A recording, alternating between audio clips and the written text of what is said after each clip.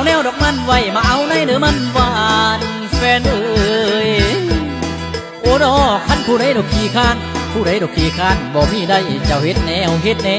กูแล้วแฟนเอ้ยอดมาบ้ากันฟ้อนสารวันฟ้อนแอนแฟนเอ้ยโอ้นอให้มาแอดอกแอนฟอนมาแอดอกแอนฟอนอันล่องเกี่ยวเขาใส่กันเบิ่งหน้าคำเอ้ยเพิ่นว่าสารวันนี้ขันลำดีแม่นลำมวนแฟนเอ้ยโอ้นออยากเชิญชวนพวกพี่น้องมาล่องเตี้ยเขาใส่กันท้ายปันลันอยากขอปันมูนดีเตี้ยลงก็สารวันเตี้ยลงก็สารวันเตี้ยลงเตี้ยยองและเหมือนหงลินน้ำเตี้ยให้งามผู้เตี้ยต่ำจำดินเตี้ยให้งามผู้เตี้ยต่ำจำดินลุกขึ้นสารวันลุกขึ้นลุกขึ้นสารวันลุกขึ้นก่อนสารวัน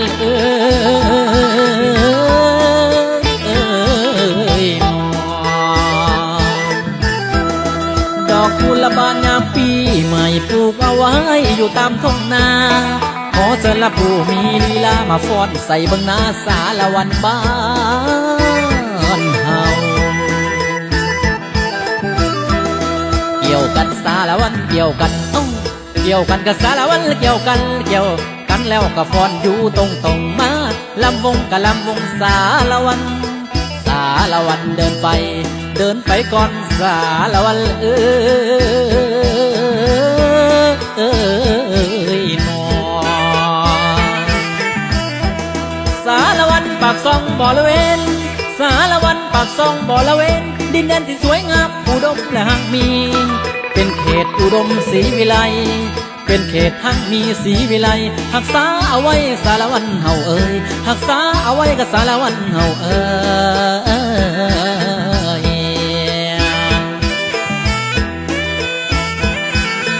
โอ้ยน้อโอ้ยน้อ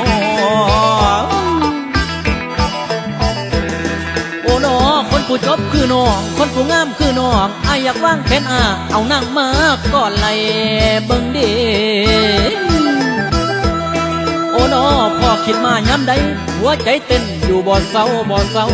สู้ห่างเก่าอยากขอเอาคืน